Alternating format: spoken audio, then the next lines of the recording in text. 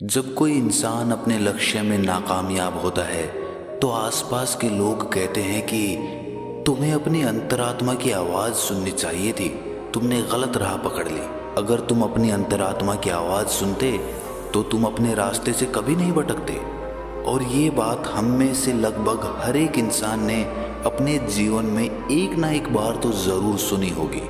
और ये सुनने के बाद हमारे मन में यही ख्याल आया होगा कि मैंने तो अपनी अंतरात्मा की आवाज़ सुन के ही ये काम किया था, फिर मैं इसमें नाकामयाब कैसे हो सकता हूँ। और अगर ये लोग सही कह रहे हैं कि मैं अपनी अंतरात्मा की आवाज़ नहीं सुन पाया, तो अंतरात्मा की आवाज़ होती क्या है?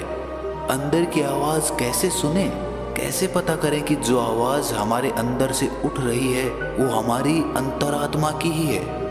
तो आज की जो कहानी मैं आपको सुनाने वाला हूँ उसमें आपको एक ऐसी विधि पता चलेगी जिससे आप अपनी अंतरात्मा की आवाज़ सुनकर अपने अच्छे जीवन के लिए अपनी अंतरात्मा से निर्णय ले सकते हैं। इससे पहले कि आप इस कहानी में खो जाएं, इस चैनल को सब्सक्राइब ज़रूर कर लें। तो चलिए कहानी शुरू करते हैं। एक बार की बात है, तथागत गौतम बुद्ध अपने कुछ शिष्यों के साथ किसी गांव से भिक्षाटन करके लौट रहे थे। शाम का वक्त हो चुका था, पक्षी अपने घोंसलों की तरफ उड़ान भरने लगे थे। बुद्ध और उनके शिष्य चलित ध्यान करते हुए चले जा रहे थे कि तभी बुद्ध को किसी के रोने की आवाज़ सुनाई दी। वो आवाज़ झाड़ियों के सन्नाटे को चीरती हुई आ रही थी। बुद्ध ने तुरंत अपने शिष्यों को रुकने के लिए इशारा किया और खुद उस झाड़ी की तरफ बढ़ना शुरू कर दिया। उनके शिष्य उन्हें देखकर चिंतित हो रहे थे, लेकिन बुद्ध ने उस झाड़ी की तरफ बढ़ना जारी रखा। तभी झाड़ियों के पीछे बुद्ध ने एक आदमी को खड़े हुए देखा। उसके सामने एक बहुत गहरी खाई थी और वो बुरी तरह से रो रहा था। वो अपना कदम उस खाई की तरफ आगे बढ़ाने ही वाला था कि तभी बुद्ध ने उन्हें पीछे से पुकारा। बुद्ध ने कहा कि नौजवान, लगता है तुम आत्महत्या करने के इरादे से यहाँ पर आए हो, लेकिन तुम आत्महत्या करने से पहले मेरे इन शिष्यों पर एक उपकार कर सकते हो। मरते मरते एक अच्छा काम तो कर ही जाओ। वो आदमी बुद्ध के शांत चेहरे को देखकर पूछता है कि मैं भला उनका क्या उपकार कर सकता हूँ। ये सुनकर बुद्ध ने कहा कि तुम अपनी आत्महत्या करने के पीछे का कारण इन्हें बता दो, ताकि ये भविष्य में वो गलती कभी ना करें जो तुम कर रहे हो। ये बात चोट करने वाली थी। कुछ देर के लिए वहाँ पर सन्नाटा छाया रहा और उसके बाद उस आदमी ने अपना कदम पीछे हटा लिया और उसने कहना शुरू किया। उसने कहा कि आज से 10 साल पहले मैं एक किसान हुआ करता था, खेती बाड़ी करता था और अपना घर चलाता था। उस वक्त मेरे पास धन कम होता था, लेकिन फिर भी मेरे परिवार का गुजारा आराम से चल जाता था।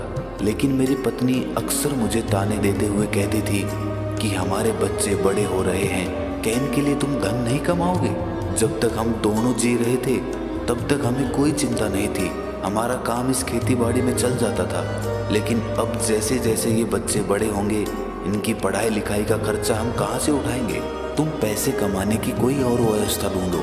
इस तरह के ताने रोज सुन सुनकर मैं परेशान हो गया था। मैं कोई तरीका चाहता था, कोई रास्ता चाहता था जिससे मैं धन कमा सकूं। और फिर एक दिन मेरे अंदर से आवाज़ आई, तुम्हारे अंदर व्यापार करने का अद्भुत कौशल है। और ये ख्याल जब मेरे दिमाग में आया तो मैंने अपनी सारी ज़मीन बेचकर व्यापार शुरू करने का इरादा बनाया। मुझे पक्का यकीन था कि मैं व्यापार में ज़रूर कामयाब हो जाऊंगा, क्योंकि वो आवाज़ मेरे अंतर मन से उठी थी, मेरी अंतरात्मा से निकली थी। इसीलिए जब सारी ज़मीन बेचकर भी व्यापार चालू करने के लिए धन नहीं जुटा पाया तो मैंने अपने रिश्तेदारों, अपने मित्रों से कर्जा लेना शुरू कर दिया और इस तरह मैंने अपने व्यापार की शुरुआत की। लेकिन पता नहीं मेरे व्यापार को किसकी नज़र लग गई। शुरुआत में अपने व्यापार को जमाने के लिए मैंने लोगों को उधार सामान देना शुरू कर दिया, लेकिन जितना ही मैं उधार देता रहा उतना ही मेरा धन फंसता रहा और आखिर में उधार इतना ज़्यादा हो गया कि मेरे पास उधार देने की क्षमता ही नहीं बची।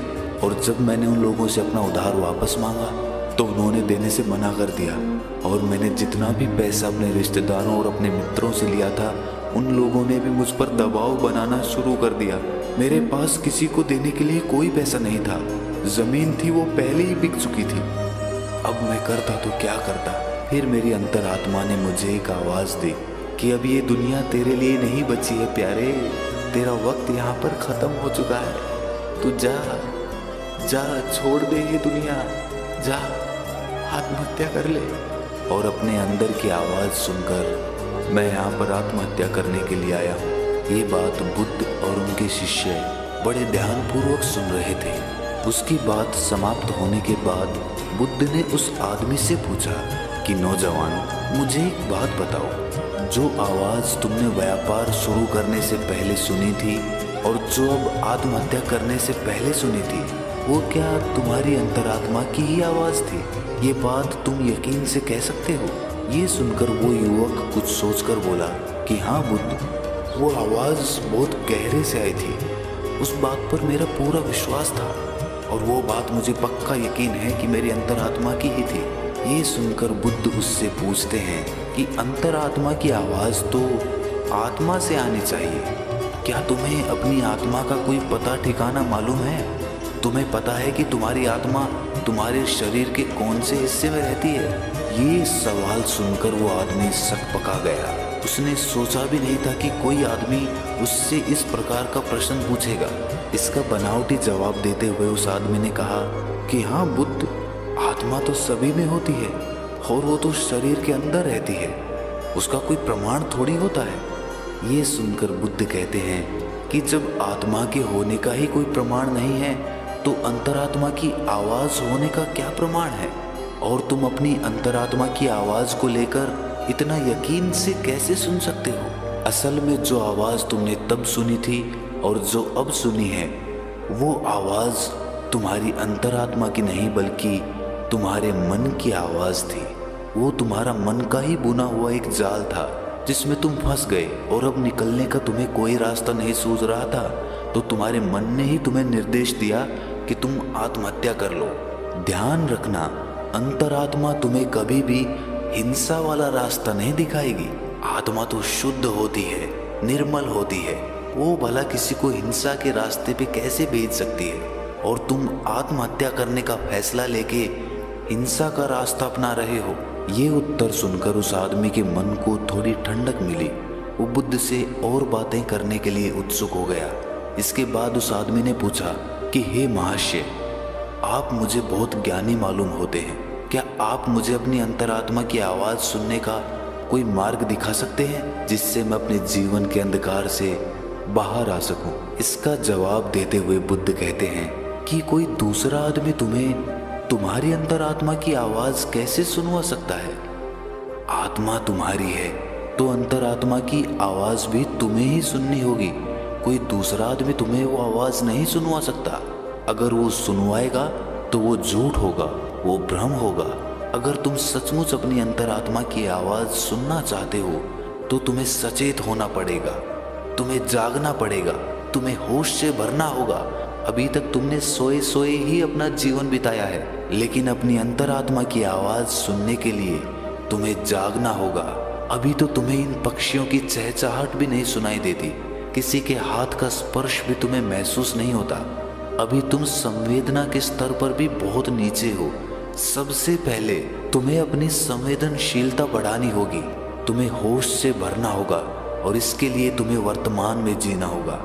और तब तुम महसूस कर पाओगे इन हवाओं के झोंकों को, इन पक्षियों की चहचहाट को, इस आसमान को, सूर्य की किरणों को, तालाब को। तब तुम्हें ये सारी तरंगे महसूस होने लगेंगी। इसके लिए निरंतर अभ्यास करो, इसके लिए निरंतर ध्यान का अभ्यास करो।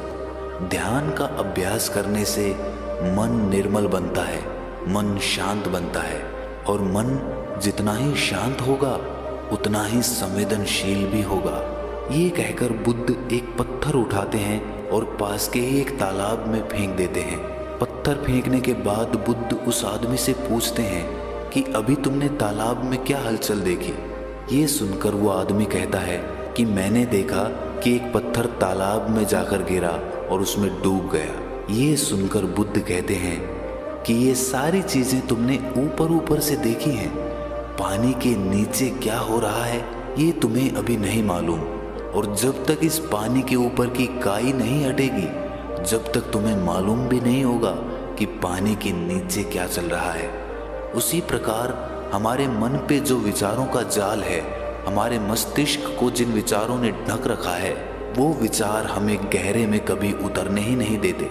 और जब एक बार विचारों की काई हमारे दिमाग से हटेगी तो नीचे पानी आएगा, और जब वो पानी भी स्पष्ट हो जाएगा तो हमारा मन भी निर्मल हो जाएगा और हम बहुत करुणा से भर जाएंगे, बहुत संवेदनशीलता से भर जाएंगे।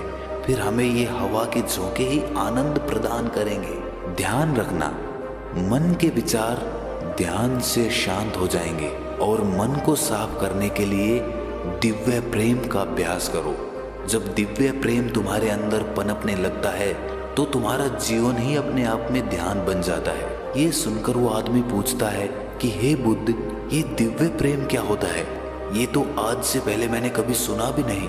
उसका जवाब देते हुए बुद्ध ने कहा कि दिव्य प्रेम किसी विषय वस्तु से नहीं बंधा होता, ना वो किसी लालच से जुड़ा होता, ना किसी आकांक्षा से जुड़ा होता। वो तो सर्वत्र होता है, वो तो सभी से होता है, पक्षियों से, फूलों से, जानवरों से, इंसानों से, पेड़ पौधों से। उन सब के लिए जब तुम्हारे मन से प्रेम उमड़ने लगता है तो वही दिव्य प्रेम बन जाता है। अगर तुम उसका अभ्यास करना चाहते हो तो उसकी शुरुआत अभिनय से करो। जब भी तुम्हारे पास समय हो तुम खाली बैठ जाओ और ये अभिनय करो, ये सोच बनाओ कि तुम किसी पेड़ की तरफ प्रेम की तरंगे भेज रहे हो और वापस में वो पेड़ भी तुम्हारी तरफ प्रेम की तरंगे भेज रहा है। उसके बाद जैसे जैसे तुम ये अभ्यास करते जाओगे दिव्य प्रेम उमड़ने लगेगा और धीरे धीरे वो दिव्य प्रेम सर्वत्र हो जाएगा, सभी के लिए हो जाएगा। और उसके बाद तुम्हें अपनी आत्मा की झलक मिलेगी। तब तुम्हें पता चलेगा कि आत्मा क्या होती है और अंतरात्मा की आवाज़ क्या होती है। लेकिन उसके लिए तुम्हें अपने मन के जाल को काटना होगा, जो कि ध्यान या दिव्य प्रेम दोनों से संभव हो सकता है। ये प्रवचन सुनने के बाद वो आदमी बुद्ध के पैरों में गिर जाता है और अपनी आत्महत्या करने के विचार के बारे में वो बुद्ध से माफ़ी मांगता है। दोस्तों, अगली वीडियो हम 2 दिन के बाद डालेंगे, लेकिन उससे पहले मैं आपसे एक विनती करना चाहता हूँ। आप हमारे प्रवचन सुनकर ज्ञान ग्रहण करते हैं, लेकिन ज्ञान तब तक असली ज्ञान नहीं होता जब तक वो अनुभव के स्तर पर न उतर जाए। आज की कहानी में हमने दिव्य प्रेम के बारे में जाना और ये भी जाना कि दिव्य प्रेम का अभ्यास कैसे किया जाता है। मैं चाहता हूँ कि जब तक हम अपनी अगली वीडियो डालें तब तक आप दिव्य प्रेम का अभ्यास करें, जैसा कि इस कहानी में बताया गया है। उसके बाद कमेंट्स में आप अपने अनुभव शेयर कीजिए और आपके जो भी सवाल होंगे, जो भी समस्या होंगी, उन कमेंट्स में से एक कमेंट को ढूंढकर मैं उसका जवाब अपनी अगली वीडियो में दूंगा। तो दिव्य प्रेम का अभ्यास करिए और कमेंट्स में बताएं कि आपका अनुभव कैसा रहा। तो दोस्तों, कैसी लगी आपको ये कहानी कमेंट सेक्शन में ज़रूर बताना, और अच्छी लगी तो इस चैनल को सब्सक्राइब ज़रूर कर लेना। तो मिलते हैं अगली कहानी में, तब तक के लिए अपना ख्याल रखें।